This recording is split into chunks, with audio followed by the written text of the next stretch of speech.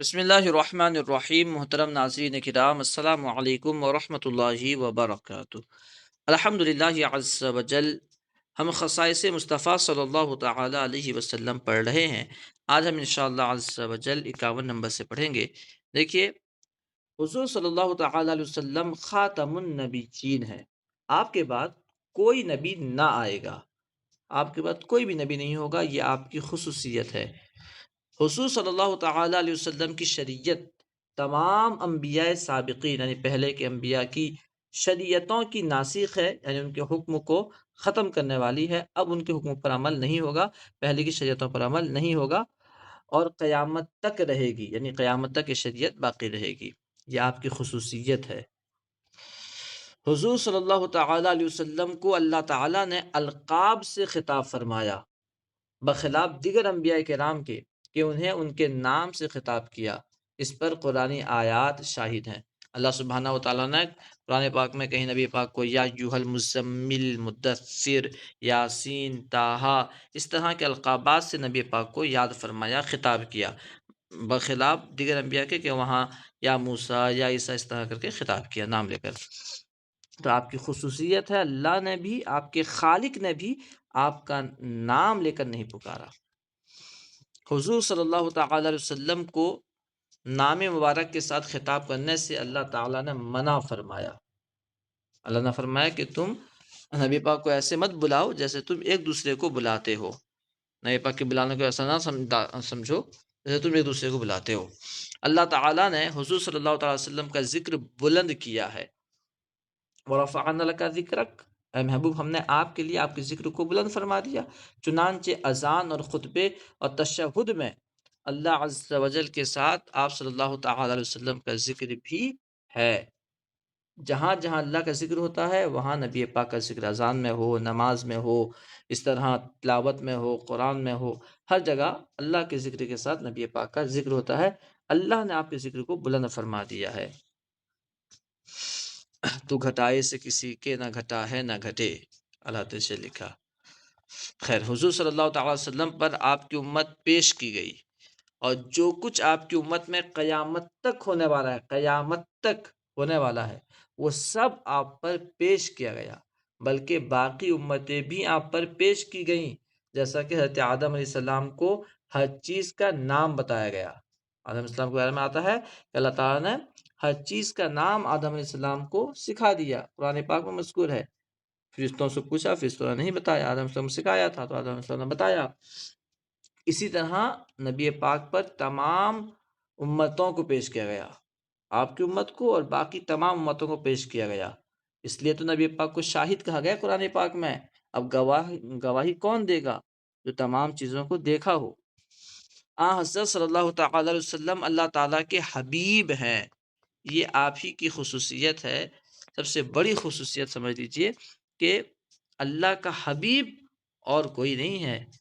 حبیب ہونا اور بات ہے، کلیم ہونا، صفی ہونا، خلیل ہونا، یہ الگ بات ہے، مگر حبیب ہونا یہ نبی پاک صلی اللہ تعالی وسلم کا خاصہ ہے۔ جو کچھ اللہ تعالیٰ نے پہلے نبیوں کو ان کے مانگنے کے بعد عطا فرمایا، وہ آپ صلی اللہ تعالی وسلم کو بن مانگے عنایت فرمایا۔ موسیٰ علیہ السلام کلام کرنے کے لیے کوہ طور گئے، دیکھنے کی خواہش ظاہر کی، مگر تجلی کی تاب نہ لا سکے۔ اللہ تعالیٰ نے فرما دیا لن ترانی، تم نہیں دیکھ سکتے، ٹھیک ہے۔ ادھر نبی پاک صلی اللہ علیہ وسلم آرام فرما ہے، آپ کو بلایا جا رہا ہے کہ اللہ آپ کو دیدار کے لیے بلا رہا ہے۔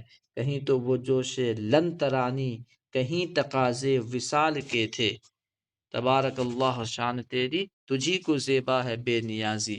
کہیں تو وہ جوش لن ترانی، کہیں تقاضے وصال کے تھے۔ حضور صلی اللہ علیہ وسلم کا نام مبارک اللہ تعالیٰ نے اپنی کتاب میں طاعت اور معصیت، فرائض و احکام، وعدہ و وعید اور انعام و اکرام کا ذکر کرتے وقت اپنے پاک نام کے ساتھ یاد فرمایا۔ چاہے کہیں بھی ذکر فرمایا، اپنے پاک نام کے ساتھ اللہ تعالیٰ نے نبی پاک کا نام بھی یاد فرمایا۔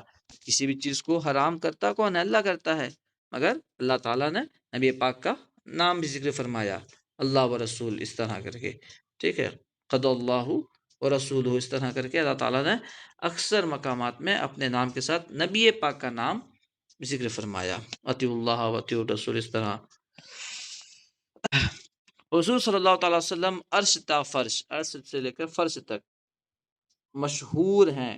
کون ہے جو آپ کو نہیں جانتا؟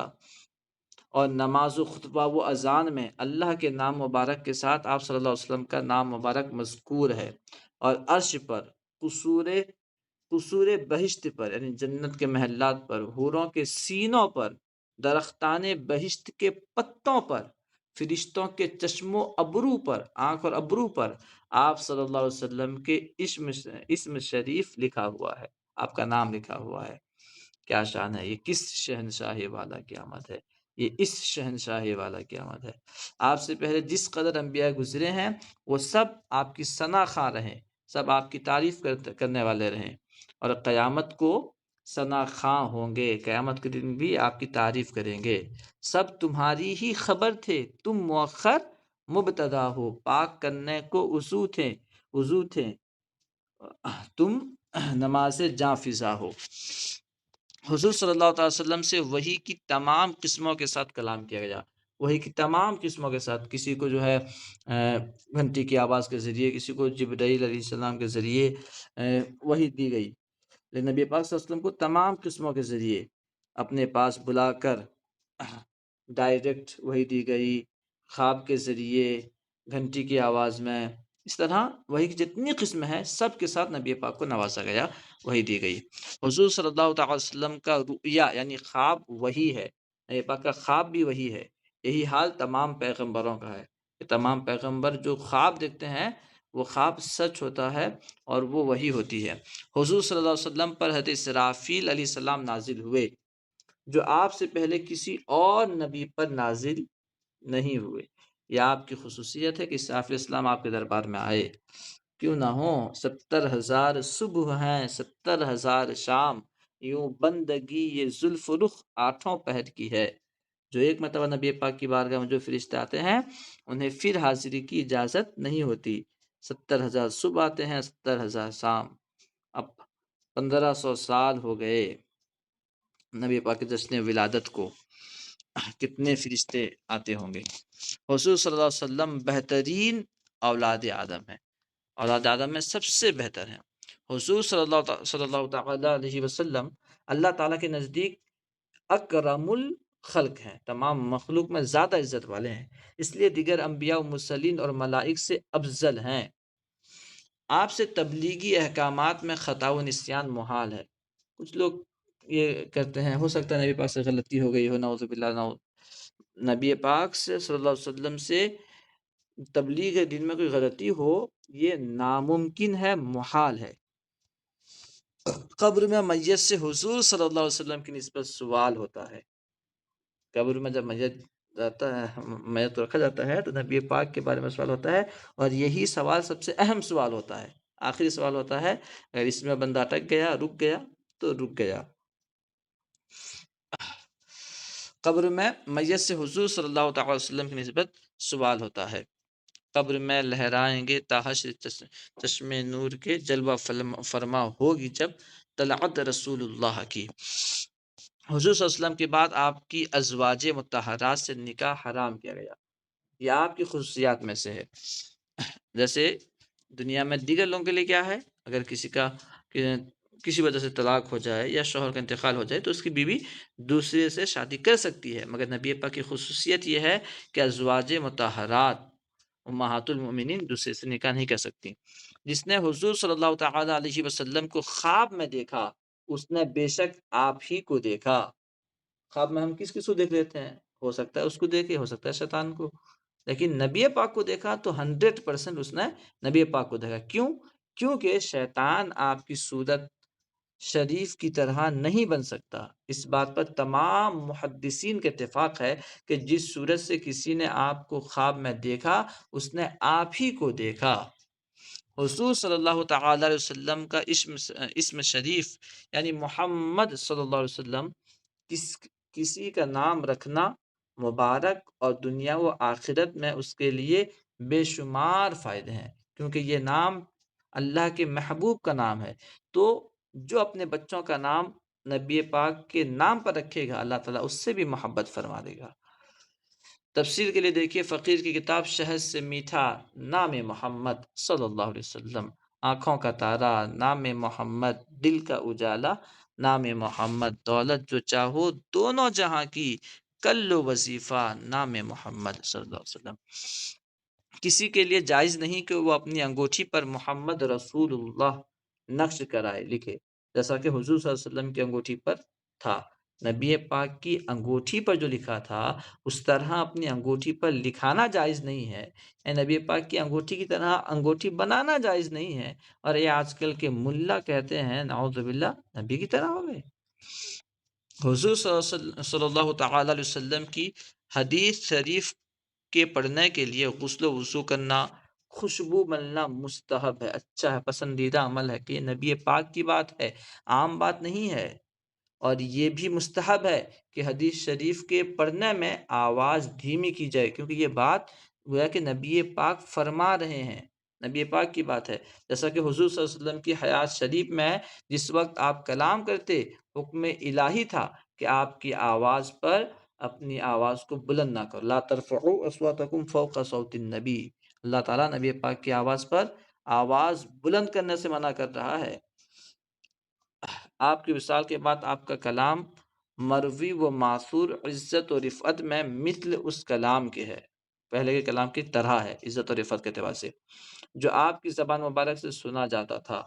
لہٰذا کلام معصور کی قرات کے وقت بھی وہی ادب ملحوظ رکھنا چاہیے۔ اور یہ بھی مستحب ہے کہ حدیث شریف اونچی جگہ پر پڑھی جائے، اور پڑھتے وقت کسی کی تعظیم کے لیے خواہ کتنا ہی ذیشان ہو کھڑا نہ ہوئے۔ جب حدیث پاک پڑھ رہے ہیں چاہے کوئی بھی آ جائے کھڑا نہیں ہونا ہے، کیونکہ یہ خلاف ادب ہے، حدیث پاک کے ادب کے خلاف ہے۔ نبی پاک کی بات سے بڑھ کر کون ہو سکتا ہے؟ جب نبی پاک کی بات سن رہے ہیں تو ہم دوسرے کے لیے کیوں کھڑے ہوں؟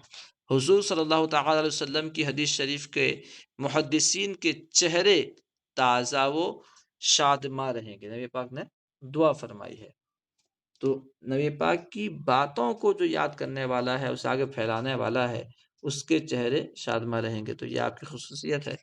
جس شخص نے بحالت ایمان ایک لمحہ یا ایک نظر حضور اقدس صلی اللہ تعالی علیہ وسلم کو آپ کی حیات ظاہری میں دیکھ لیا، اسے صحابی ہونے کا شرف حاصل ہو گیا۔ طویل صحبت شرط نہیں، زیادہ زمانہ رہنا ضروری نہیں، ایک نظر سے بھی صحابی ہو جاتا ہے۔ ہاں، تابعی ہونے کے لیے یہ شرط ہے کہ وہ صحابی کی صحبت میں دیر تک رہا ہو۔ تابعی کے لیے شرط ہے کہ صحابی کے پاس کافی دیر تک رہا ہو، لیکن صحابی کے لیے کافی دیر رہنا ضروری نہیں ہے، ایک لمحہ بھی دیکھ لیا تو وہ صحابی ہو گیا۔ اور صحابہ کا مرتبہ تمام جہاں کے اولیاء مل کر کسی صحابی کے رتبے کو نہیں پہنچ سکتے۔ حضور صلی اللہ علیہ وسلم کے تمام صحابہ کرام رضی اللہ عنہم عادل ہیں، لہذا شہادت اور روایت میں ان میں سے کسی کی عدالت سے بحث نہیں کی جائے گی۔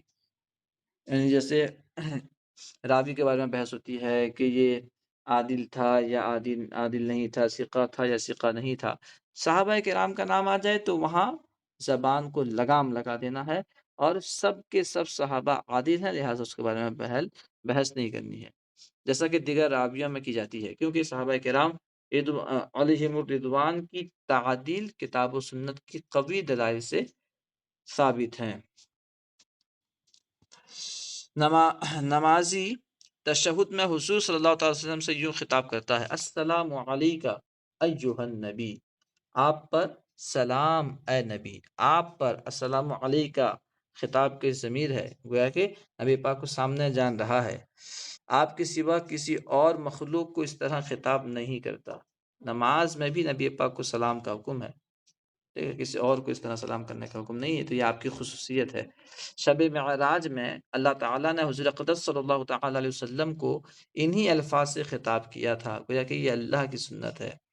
فقہاء کرام لکھتے ہیں کہ نمازی کو چاہیے کہ تشہد میں شب معراج کے واقعہ کی حکایت و اخبار کا ارادہ نہ کرے، کہ یہ اس وقت جو ہے ہوا تھا اس لیے میں پڑھ رہا ہوں، یہ ارادہ نہ کرے، خبر دینے کا ارادہ نہ کرے، بلکہ انشاء کا قصد کرے، کہ گویا کہ میں ابھی سلام کر رہا ہوں نبی پاک کو، کہ گویا وہ اپنی طرف سے اپنے نبی پر سلام بھیجتا ہے، واقعہ ہوا تھا اس لیے پڑھ رہا ہے، یہ قصد نہ کرے، ارادہ نہ کرے، نیت نہ کرے.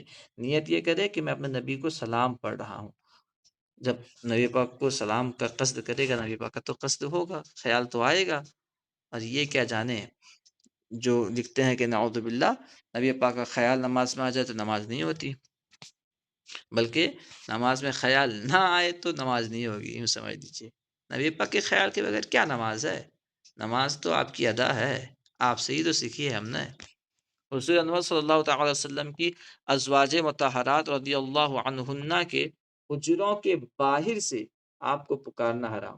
دوسرے کو ہم پکار لیتے ہیں نام لے کر، مگر کیسی ادب اللہ تعالیٰ نے سکھائی کہ اللہ تعالیٰ نے قرآن پاک میں حکم دے دیا، نبی پاک کو باہر سے مت بلاؤ، اپنے جیسا مت سمجھو، ادب کرو ادب. حضور صلی اللہ تعالیٰ علیہ وسلم سے بلند آواز سے کلام کرنا حرام ہے، جیسا کہ قرآن مجید میں مذکور ہے. حضرت صلی اللہ تعالی وسلم معصوم ہے، گناہ صغیرہ اور کبیرہ سے عمدن سہون، اعلان نبوت سے قبل بھی اور بعد بھی معصوم ہے، کبھی بھی گناہ نہیں ہو سکتا. ٹھیک ہے، نہ گناہ صغیرہ ہو سکتا ہے، نہ کبیرہ ہو سکتا ہے، نہ جان بوجھ کر، نہ سہون، کسی طرح نہیں ہو سکتا. کچھ لوگ کہتے ہیں اعلان نبوت سے پہلے ہو سکتا ہوگا، نہیں. نبی تو ہمارے نبی تو آدم علیہ السلام کی ولادت سے پہلے نبی ہیں، لہٰذا پہلے سے معصوم ہے، تو کوئی گناہ نہیں ہو سکتا آپ سے. حضور صلی اللہ تعالی وسلم پر جنون اور لمبی بے ہوشی طاری نہیں ہوئی، کیونکہ یہ من جملہ نقائص ہیں، یعنی برائی ہیں، اور ہر نبی برائی سے پاک ہوتے ہیں. علامہ سبکی نے کہا کہ پیغمبروں پر نابینائی وارد نہیں ہوتی، کیونکہ یہ نقص ہے، کوئی پیغمبر نابینا نہیں ہوا. حضرت یعقوب کے بارے میں جو آتا ہے وہ نابینا نہیں ہوئے تھے، روشنی میں کمی آئی تھی. حضرت شعیب علیہ السلام کی نسبت جو کہا گیا کہ وہ نابینا تھے، وہ بھی ثابت نہیں. حضرت یعقوب علیہ السلام ان کی آنکھوں پر پردہ آ گیا تھا، ایک پردہ آ گیا تھا، اور وہ پردہ دور ہو گیا. مشہور یہ ہے کہ کوئی پیغمبر بہرا نہ تھا. اس مسئلے کی وضاحت فقیر کے رسالے انارت القلوب فی بصارہ یعقوب میں ہے.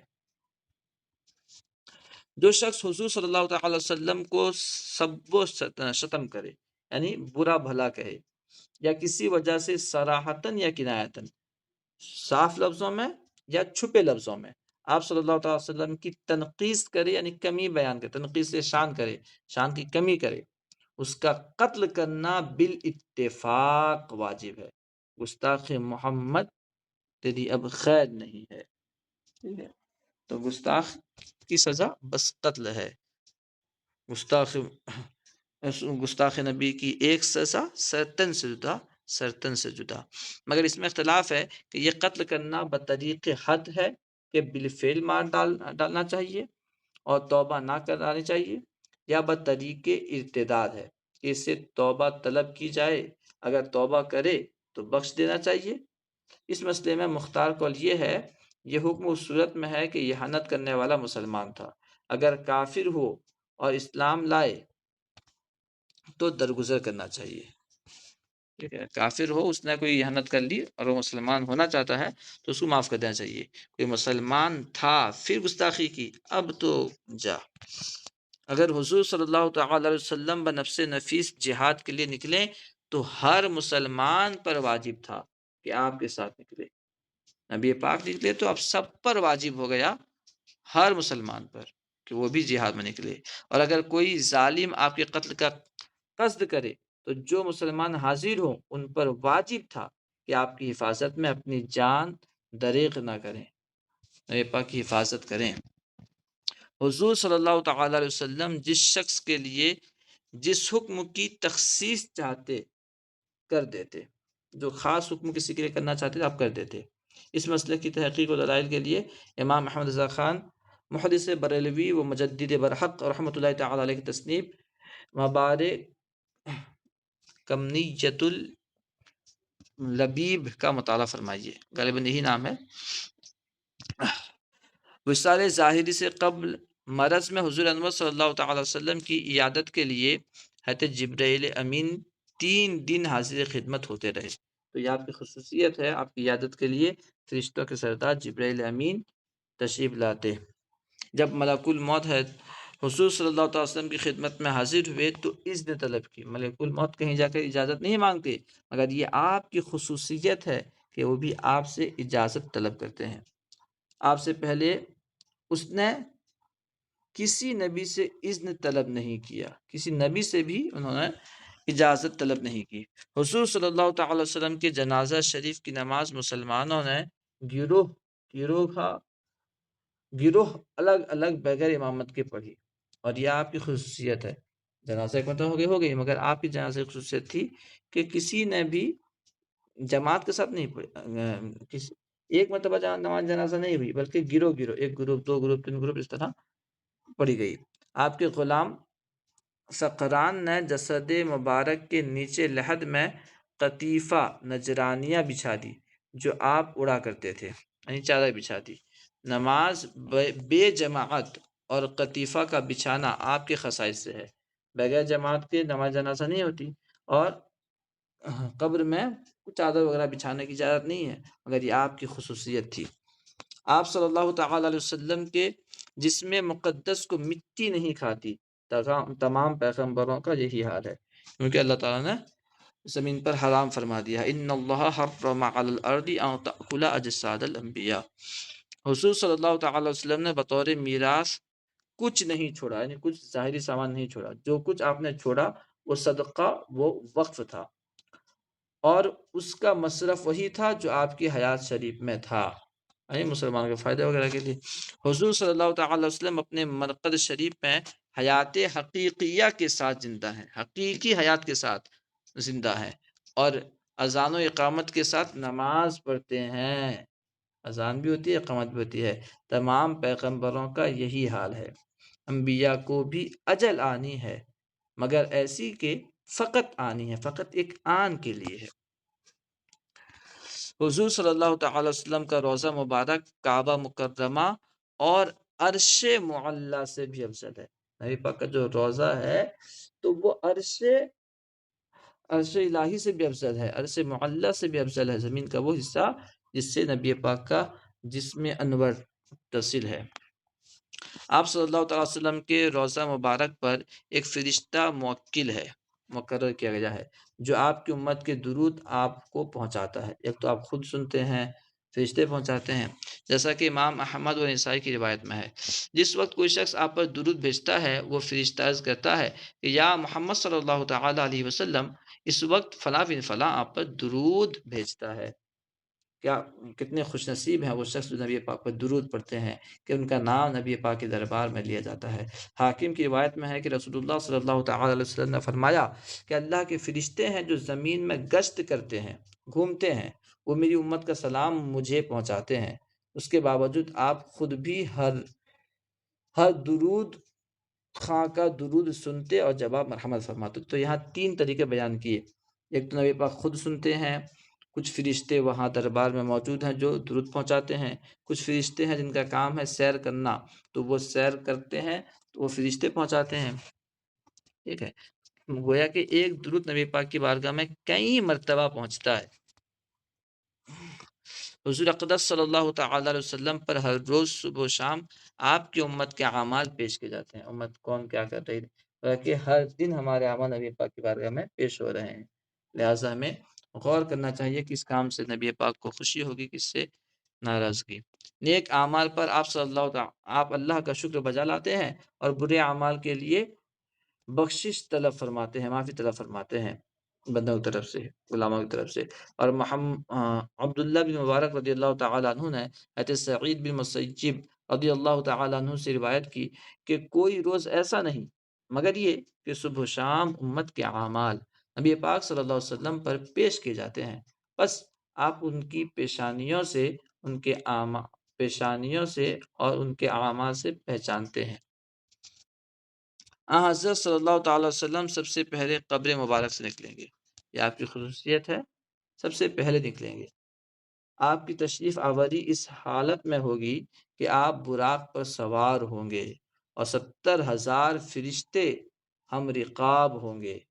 حضرت کعب احبار رضی اللہ تعالیٰ عنہ کی روایت میں ہے کہ ہر روز صبح کو 70,000 فرشتے آسمان سے اتر کر حضور انور صلی اللہ تعالی وسلم کی قبر مبارک کو گھیر لیتے ہیں اور اپنے بازو ہلاتے ہیں اور آپ پر درود بھیجتے ہیں۔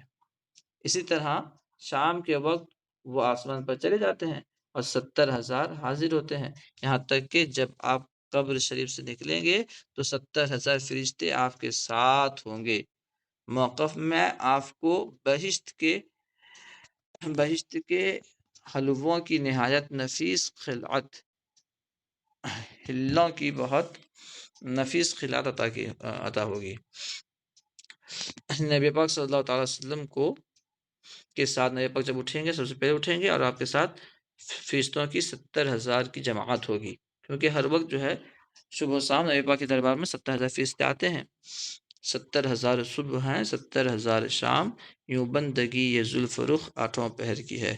آپ صلی اللہ علیہ وسلم کے ممبر منیف یعنی بلند ممبر، پاک ممبر اور قبر مبارک کے مابین بہشت کے باغات میں سے ایک باغ ہے، یعنی جنتی جگہ ہے۔ وہ دنیا میں جنت دیکھنی ہو تو ممبر مبارک اور روضہ انور کی جگہ دیکھ لیں۔ حضور صلی اللہ علیہ وسلم کو قیامت کے دن مقام محمود عطا ہوگا، یعنی جہاں اگلے پچھلے سب آپ کی تعریف کریں گے، جس سے مراد بقول مشہور مقام شفاعت ہے، یعنی اگلے پچھلے سب آپ کی تعریف کریں گے، وہ مقام محمود کہلاتا ہے۔ اور اس سے مراد کیا ہے؟ علماء کا اختلاف ہے، مشہور قول یہ ہے کہ اس سے مراد شفاعت ہے، جسے نبی پاک شفاعت کریں گے اور حساب کا آغاز ہوگا تو سب آپ کی تعریف کریں گے۔ قیامت کے دن اہل موقف یعنی کھڑے ہونے والے جو تھے، طول وقوف کے سبب سے گھبرا جائیں گے، زیادہ دیر کھڑے ہونا ٹھہرنے کی وجہ سے گھبرا جائیں گے، اور بغرض شفاعت دیگر انبیاء کرام علیہم السلام کے پاس یکے بعد دیگرے جائیں گے اور آخر کار حضور صلی اللہ علیہ وسلم کی خدمت میں حاضر ہوں گے۔ آپ کو اہل موقف میں فصل قضا کے لیے شفاعت عظمیٰ عطا ہوگی، نبی پاک کو ہی بس اجازت ہوگی کہ وہ شفاعت کریں، اور یہ بڑی شفاعت کہلائے گی جس سے حساب کا آغاز ہوگا۔ اور ایک جماعت کے حق میں بغیر حساب جنت داخل کے لیے کیے جانے کے لیے، دوسری جماعت کے رفع درجات کے لیے، درجات میں بلندی کے لیے شفاعت کی اجازت ہو جائے گی۔ اس طرح 70,000 بہشتی میں بے حساب داخل ہوں گے اور 70,000 کے ساتھ بہت سے بے حساب بہشت میں جائیں گے۔ اس کے علاوہ آپ کو اپنی امت کے لیے اور کئی قسم کی شفاعت کی اجازت حاصل ہوگی، شفاعت بالوجاہت، بالمحبت وغیرہ۔ حضور انور صلی اللہ تعالی وسلم کو حوض کوثر عطا ہوگی۔ حضور صلی اللہ علیہ وسلم کا ممبر منیف آپ کے حوض پر ہوگا، حوض پر نبی پاک کا ممبر لگے گا۔ قیامت کے دن حضور صلی اللہ علیہ وسلم کی امت پہلے سب پیغمبروں کی امت سے زیادہ ہوگی، یہ خصوصیت ہے، کثرت ہوگی۔ کل اہل بہشت کی 2/3 آپ ہی کی امت ہوگی، یعنی 3 حصے میں سے 2 حصہ آپ ہی کی امت ہوگی۔ قیامت کے دن ہر ایک کا نسب و سبب منقطع ہوگا، یعنی سلسلہ جو ہے سلسلہ نسب ٹوٹ جائے گا، فائدہ نہیں ہوگا، یعنی سود مند نہ ہوگا، فائدہ مند نہ ہوگا۔ مگر حضور صلی اللہ علیہ وسلم کا نسب و سبب یعنی نبی پاک کا سلسلہ نسب منقطع نہ ہوگا، نہیں ٹوٹے گا۔ قیامت کے دن لوائے حمد حضور صلی اللہ علیہ وسلم کے دستے مبارک میں ہوگا، حمد کا جھنڈا آپ کے دستے مبارک پر ہوگا، اور تمام انبیاء علیہم السلام اس جھنڈے تلے ہوں گے۔